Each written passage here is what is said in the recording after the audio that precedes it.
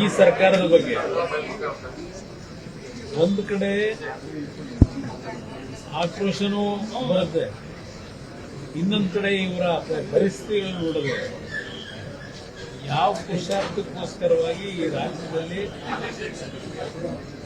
ಈ ಸರ್ಕಾರ ನಡೆಸ್ತಾ ಇದ್ದಾರೆ ಅಂತಕ್ಕಂಥದ್ದು ಅವ್ರು ನೋಡಿದಾಗ ಅಯ್ಯೋ ಅನಿಸ್ತದೆ.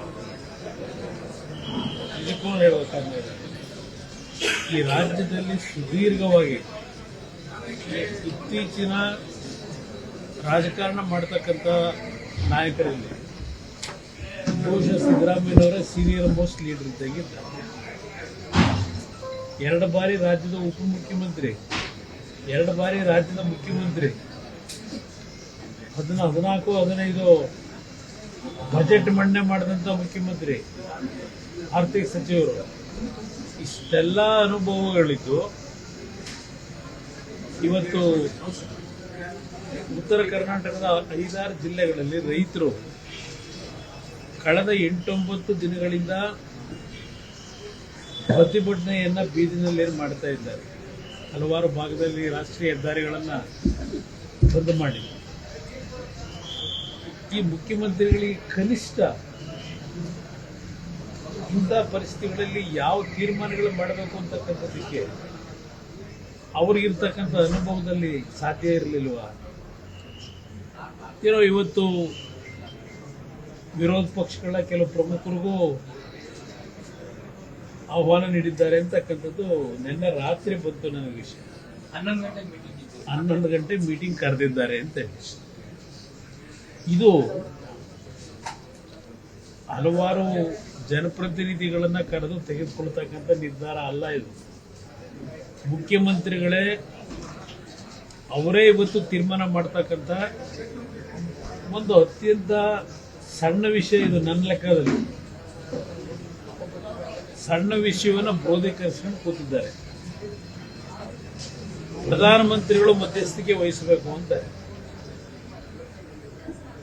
ಯಾವ ರಾಜ್ಯದಲ್ಲಿ ಕಬ್ಬು ಬೆಳೆಗಾರರು ಹೋರಾಟ ಮಾಡಿದಾಗ ರಾಜ್ಯ ಸರ್ಕಾರದಲ್ಲಿ ಆಳ್ವಿಕೆ ಮಾಡತಕ್ಕಂಥ ಮುಖ್ಯಮಂತ್ರಿಗಳು ಇಲ್ಲ ಆ ಸರ್ಕಾರಗಳು ಪ್ರಧಾನಮಂತ್ರಿಗಳು ಇಂಟರ್ಫಿಯರ್ ಆಗಬೇಕು ಅಂತ ಹೇಳಿ ಮಾಧ್ಯಮದ ಮುಖಾಂತರ ಮತ್ತು ಪತ್ರ ಬರೆಯೋದ್ರ ಮುಖಾಂತರ ಇವತ್ತೇನಾದರೂ ಈ ರೀತಿಯ ಒಂದು ವಾತಾವರಣ ಸೃಷ್ಟಿ ಮಾಡಿದ್ರೆ ಅದು ಸನ್ಮಾನ್ಯ ಸಿದ್ದರಾಮಯ್ಯನವರು.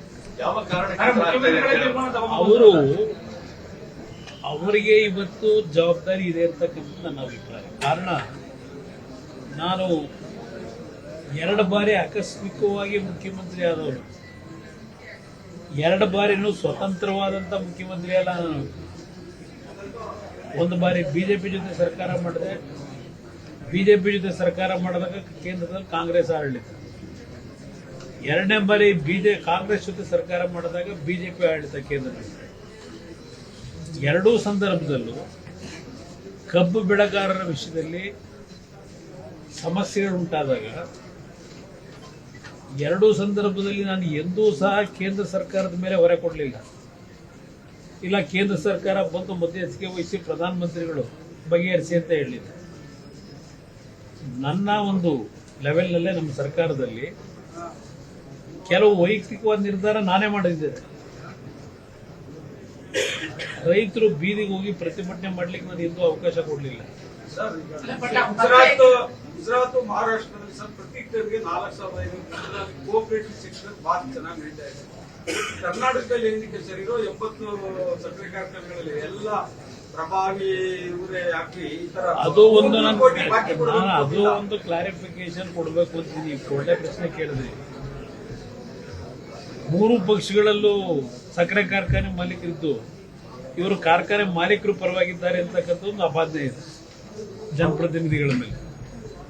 ನಮ್ಮ ಪಕ್ಷದಲ್ಲಿ ಬಂಡಪ್ಪ ಕಾಶ್ಯಪ್ನವರು ಏನು ನನ್ನ ಮಂತ್ರಿಮಂಡಲದಲ್ಲೇ ಇದ್ರು.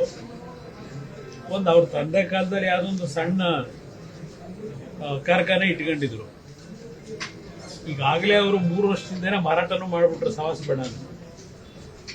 ನನ್ನ ಪಕ್ಷದಲ್ಲಿ ಜನತಾ JDSನಲ್ಲಿ ಯಾವುದೇ ಸಕ್ಕರೆ ಕಾರ್ಖಾನೆ ಮಾಲೀಕರು ನಮ್ಮ ಪಕ್ಷದಲ್ಲಿಲ್ಲ. ಅದನ್ನ ನಾಡಿನ ಜನತೆಗೆ ಸ್ಪಷ್ಟವಾಗಿ ಹೇಳ್ತೇನೆ. ಬಂಡಪ್ಪನವರು ನನ್ನ ಸರ್ಕಾರದಲ್ಲಿ ಮಂತ್ರಿ ಇದ್ದಾಗಲೂ ಬಂಡಪ್ಪನವ್ರು ಹೇಳಿದ್ರು ಅಂತೇಳಿ ನಾನು ಹೇಳಿ ರೈತರಿಗೆ ಬೇಡಿಕೆ ಈಡೇರಿಸಿದ ವಿಷಯದಲ್ಲಿ ಹಿಂದೆ ಸರಿಲಿಲ್ಲ. ಆಗಲೂ ಅವತ್ತು ರೈತರುಗಳಿಗೆ ಅವರ ಏನು ಬೇಡಿಕೆಗಳಿಟ್ಟಿದ್ರು ಅದನ್ನೆಲ್ಲ ಸಾಲ್ವ್ ಮಾಡ್ತಕ್ಕಂಥದ್ರಲ್ಲಿ ನಾನು ಸಮಯ ವ್ಯರ್ಥ ಮಾಡಿಲ್ಲ. ಒಂದು ಬಾರಿ ಹೇಳ್ತೀನಿ ನಿಮಗೆ, ಹೊಲದಲ್ಲಿ ಕಬ್ಬಿನ ಕೊರತೆ ಇತ್ತು, ಕಾರ್ಖಾನೆ ಮಾಲೀಕರಿಗೆ ಕಬ್ಬು ದೊರಕ್ತಾ ಇಲ್ಲ. ಅವ್ರು ಏನು ಮಾಡಿದ್ರು ಉತ್ತರ ಕರ್ನಾಟಕದಲ್ಲಿ ಆ ಕಾರ್ಖಾನೆ ಮಾಲೀಕರು ನಿಮಗೆ 200 ರೂಪಾಯಿ ಎಕ್ಸ್ಟ್ರಾ ಕೊಡ್ತೀವಿ ಅಂತ ಹೇಳಿ ಅವ್ರ ಕಾರ್ಖಾನೆಗಳಿಗೆ ಕಬ್ಬು ಓಡಿಸ್ಕೊಳ್ಳೋದಕ್ಕೆ ರೈತರ ಹತ್ರ ಪ್ರಾರಂಭ ಮಾಡ್ಕೊಂಡ್ರು. ಹಿಂದಿನ ಸರ್ಕಾರದಲ್ಲಿ ನಾನಿದ್ದಾಗಲ್ಲ, ಹಿಂದೆ ಇದ್ದಾಗ. ನಂತರ ಯಾವಾಗ ಕಬ್ಬು ಮಾರಾಟ ಕೊಟ್ಟರು ಇವರು ರೈತರು 200 ರೂಪಾಯಿ ಕೊಡ್ತೀವಿ ಅಂತ ಹೇಳಿದ್ರಲ್ಲ, ಅಗ್ರಿಮೆಂಟ್ ಮಾಡಿಕೊಟ್ಟಿರ್ಲಿಲ್ಲ. ನಾನು ಕಾರ್ಖಾನೆ ಮಾಲೀಕರನ್ನು ಕರೆದು ಒಂದು ಸಭೆ ಮಾಡಿದ್ರೆ, ಇಲ್ಲ ನಾವು ಯಾರೋ ಕೆಲವು ಕಬ್ಬು ತೆಗೆದುಕೊಳ್ಳಿಕ್ಕೋಸ್ಕರವಾಗಿ ಮಾಡಿರ್ಬೋದು, ನಾವು ಅಗ್ರಿಮೆಂಟ್ ಏನು ಮಾಡಿಕೊಟ್ಟಿಲ್ಲ, ನಾವು ಕೊಡ್ಲಿಕ್ಕೆ ಆಗೋದಿಲ್ಲ, ಸಕ್ಕರೆ ಬೆಲೆ ಕಡಿಮೆ ಆಗಿದೆ ಅಂತೇಳಿ ಶುರು ಮಾಡಿದೆ. ರೈತರನ್ನು ಕರೆಸಿದೆ, ಇಬ್ಬರನ್ನು ಕರೆಸಿ 2 ಬಾರಿ ಮೀಟಿಂಗ್ ಮಾಡಿದೆ. ನೀವು ಅಗ್ರಿಮೆಂಟ್ ಮಾಡಿದಿರೋ ಇಲ್ವೋ, ಮೊದಲು ನೀವು ರೈತರಿಗೆ ಏನು ಕೊಡಬೇಕು ಕಮಿಟ್ ಆಗಿದ್ರೆ ಕೊಡಿ, ನಿಮ್ಮ ಸಮಸ್ಯೆ ಏನಿದೆ ಆಮೇಲೆ ಬಂದು ನನ್ನ ಹತ್ರ ಚರ್ಚೆ ಮಾಡಿ, ನಿಮ್ಮ ಸಮಸ್ಯೆಗೆ ಏನಾದ್ರು ಪರಿಹಾರ ಮಾಡೋಣ ಅಂತ ಹೇಳಿ. ಸರ್, ಸಿಎಂ ಪತ್ರ ಏನಿದೆ, ಪಿಎಂ ಮಧ್ಯಸ್ಥಿಕೆ ಪತ್ರ ಕಾಣ್ತಿದೆ, ಅಲಿಗೇಷನ್ ಪತ್ರ ಕಾಣ್ತಿದೆ. ಇದು ಪ್ರಧಾನಮಂತ್ರಿಗಳನ್ನ ಇಕ್ಕಟ್ಟಿಗೆ ಸಿಗಿಸ್ಲಿಕ್ಕೆ ಇವರ ಮಾಡ್ಕೊಂಡಿರೋ ತಪ್ಪುಗಳಿಗೆ ಅವರ ಮೇಲೂ ಜನಗಳಲ್ಲಿ ಅನುಮಾನ ಬರಬೇಕು ಅಂತಕ್ಕಂಥ ದೃಷ್ಟಿಯಿಂದಲೇ ಬರೆದಿರ್ತಕ್ಕಂಥ ಪತ್ರ. ಅವ್ರಿಗೂ ಗೊತ್ತಿದೆ ಈ ವಿಷಯದಲ್ಲಿ ಪ್ರಧಾನಮಂತ್ರಿಗಳು ಇಂಟರ್ಫಿಯರ್ ಆಗಕ್ಕಾಗಲ್ಲ ಅಂತ ಹೇಳಿ. ಕೇಂದ್ರ ಸರ್ಕಾರದ್ದು ಈ ಒಂದು ಕಬ್ಬು ಬೆಳೆಗಾರರ ವಿಷಯದಲ್ಲಿ ಒಂದು FRP ದರವನ್ನ ನಿಗದಿ ಮಾಡತಕ್ಕಂಥದ್ದು ಕೇಂದ್ರ ಸರ್ಕಾರ. ಈಗಾಗಲೇ ಕೇಂದ್ರ ಸರ್ಕಾರದಲ್ಲಿ FRP ದರ ನಿಗದಿ ಮಾಡಿದ್ದಾರೆ. ಕಾರ್ಖಾನೆ ಮಾಲೀಕರಿಗೆ ಇಷ್ಟು ದುಡ್ಡು ಕೊಡಬೇಕು ಅಂತಕ್ಕಂಥ ಒಂದು ನಿಗದಿ ಈಗಾಗಲೇ ಕೇಂದ್ರ ಸರ್ಕಾರದಿಂದ ಆಗಿದೆ. ರಾಜ್ಯ ಸರ್ಕಾರದಿಂದ ಏನಾದರೂ ನಾವು ಕೇಂದ್ರ ಸರ್ಕಾರ ಮಾಡಿರ್ತಕ್ಕಂಥ ಬೆಲೆ ಏನಿದೆ ಅದಕ್ಕೆ ಸ್ವಲ್ಪ ದುಡ್ಡು ಕೊಡ್ತಕ್ಕಂಥ ತೀರ್ಮಾನ ಮಾಡಿದ್ರೆ MSP ನಾವು ತೀರ್ಮಾನಕ್ಕೆ ಬರಬೇಕು ರಾಜ್ಯ ಸರ್ಕಾರ. ಇದು ಇರ್ತಕ್ಕಂಥದ್ದು. ಇಲ್ಲಿ ಎರಡೂ ರೈತರು ಮತ್ತೆ ಕಾರ್ಖಾನೆ ಮಾಲೀಕರನ್ನ ಈ 8 ದಿನ 9 ದಿನ ಸಮಯ ವ್ಯರ್ಥ ಮಾಡಿದ್ರಲ್ಲ, ಈ ಪ್ರಶ್ನೆ ಪ್ರಾರಂಭ ಆದದಿಂದಲೇ ಈ ಸಮಸ್ಯೆ. ಅವತ್ತೇ ಕರೆದು ಮೀಟಿಂಗ್ ಮಾಡಿದ್ರೆ ಇಷ್ಟು ದೊಡ್ಡ ಮಟ್ಟದಲ್ಲಿ ಈ ಪ್ರತಿಭಟನೆಯನ್ನು ಇವರು ಎದುರಿಸಬೇಕಾಗಿರಲಿಲ್ಲ. ಮಂತ್ರಿಗಳಿಗೂ ಅದು ಅವ್ರು ಹೇಳಬೇಕು, ಮುಖ್ಯಮಂತ್ರಿಗಳು ಹೇಳಬೇಕು. ನನ್ನ ಸರ್ಕಾರದಲ್ಲಿ ಹಣದ ಕೊರತೆ ಇದೆ, ನಾನು ಕೊಡ್ಲಿಕ್ಕೆ ಸಾಧ್ಯ ಇಲ್ಲ ಅಂತ ಹೇಳಬೇಕು. ನಾನು ನಿಮ್ಗೆ ಒಂದು ಉದಾಹರಣೆ ಕೊಡ್ತೀನಿ. 2006 ಮುಖ್ಯಮಂತ್ರಿ ಇದ್ದಾಗ ಒಬ್ಬ ರೈತ ಆತ್ಮಹತ್ಯೆ ಮಾಡ್ಕೊಂಡಿದ್ದ ಮನೆಯಲ್ಲಿ ಒಂದು ಗ್ರಾಮ ವಾಸ್ತವ್ಯ ಪ್ರೋಗ್ರಾಮ್ನಲ್ಲಿ. ಅಲ್ಲಿ ಬೀದರ್ ಜಿಲ್ಲೆ ಹೋದಾಗ ಅಲ್ಲಿ ಪರಿಸ್ಥಿತಿಗಳು ನೋಡಿದೆ. ಬೀದರ್ ಜಿಲ್ಲೆನಲ್ಲಿ ಕಬ್ಬನ್ನ ಮಾರಾಟ ಮಾಡಕ್ಕಾಗಿದೆ, ಹೊಲದಲ್ಲಿ ಒಣಗೋಗಿತ್ತು ಕಬ್ಬೆಲ್ಲ. ಆ ಪರಿಸ್ಥಿತಿ ನೋಡಿ ನಾನು ಘೋಷಣೆ ಮಾಡಿದೆ, ಪ್ರತಿ ಹೆಕ್ಟೇರ್ಗೆ 25,000 ರೂಪಾಯಿನ ರೈತನಿಗೆ ಸಹಾಯಧನ ನಾವು ಸರ್ಕಾರದಿಂದಲೇ ಕೊಡ್ತೀವಿ, ಕಬ್ಬು ಯಾರು ಕಾರ್ಖಾನೆಯಲ್ಲಿ ಮಾರಾಟ ಮಾಡೋಕ್ಕಾಗಿಲ್ಲ ಅಂತಕ್ಕಂಥ ತೀರ್ಮಾನ ಮಾಡಿ ಅವತ್ತಿನ ಕಾಲದಲ್ಲಿ 248 ಕೋಟಿನ ಬಿಡುಗಡೆ ಮಾಡಿದೆ. ಆಗಲೂ ಸಹ ನನಗೆ ಹಿಂಸೆ, ಎಲ್ಲಿದೆ ದುಡ್ಡು ಕೊಡ್ಲಿಕ್ಕೆ ಅಂತ ಹೇಳಿ. ನನ್ನ ಬಜೆಟ್, ನಮ್ಮ ಸರ್ಕಾರದ ಬಜೆಟ್ ಯಡಿಯೂರಪ್ಪ ಮುಖ್ಯಮಂತ್ರಿಗಳಿದ್ದಾಗ 34,000 ಏನೋ ಇದೆ. ಈ ಕಬ್ಬನ್ ವಿಚಾರಕ್ಕೆ ಇಲ್ಲಿ ನಾನು ಅದಕ್ಕೆ ಹೇಳಿದ್ರೆ ಮುಖ್ಯಮಂತ್ರಿಗಳಿಗೆ ಹೇಳಿ ನೀವು ಅಂತಲೇ ಈಗ ನಿಮ್ಮ ಮುಖಾಂತರ ಕಳಿಸ್ತಾ ಇರೋದು ಈ ಮೆಸೇಜ್. ಅವತ್ತು 248 ಕೋಟಿ ಕೊಟ್ಟು ರೈತನ ಉಳಿಸಿದೆ, ನಿಮಗೇನಾಗಿದೆ ಇದನ್ನ ಅವ್ರು ಕೇಳ್ತೀನಿ ನಾನು. ನಿಮ್ ಪ್ರಕಾರ ಏನಾಗಿದೆ ಅಂತ ಇಲ್ಲಿ ದುಡ್ಡು ಇದೆಯೋ ಇಲ್ಲೋ, ಯಾವ್ಯಾವುದಕ್ಕೂ ಇವತ್ತು ಅದೆಂಥದ್ದು ಗ್ಯಾರಂಟಿ ಸ್ಕೀಮ್ನ ಉಸ್ತುವಾರಿ ನೋಡ್ಕೊಳ್ಳಿಕ್ಕೆ ಅಂತ ಹೇಳಿ ಕ್ಯಾಬಿನೆಟ್ ರ್ಯಾಂಕ್ ಕೊಟ್ಕೊಂಡು ಅವ್ರನ್ನ ಪ್ರತಿ ಜಿಲ್ಲೆನಲ್ಲಿ ತಾಲೂಕು ಕೇಂದ್ರದಲ್ಲಿ ಎಲ್ಲ ಮಾಡ್ಕೊಂಡು ಕೂತಿದ್ದೀರಿ.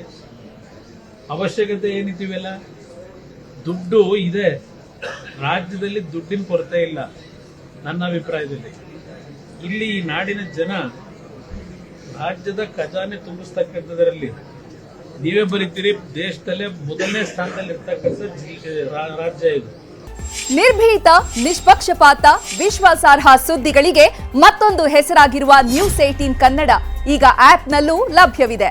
ದಯವಿಟ್ಟು ಇಲ್ಲಿರುವ QR ಕೋಡ್ ಅನ್ನು ಸ್ಕ್ಯಾನ್ ಮಾಡಿಕೊಂಡು ಆಪ್ ಡೌನ್ಲೋಡ್ ಮಾಡೋದಕ್ಕೆ ಮರಿಬೇಡಿ. ನಿಮ್ಮ ಬೆಂಬಲ ಹೀಗೆ ಸದಾ ನಮ್ಮೊಂದಿಗಿರಲಿ. ಧನ್ಯವಾದ.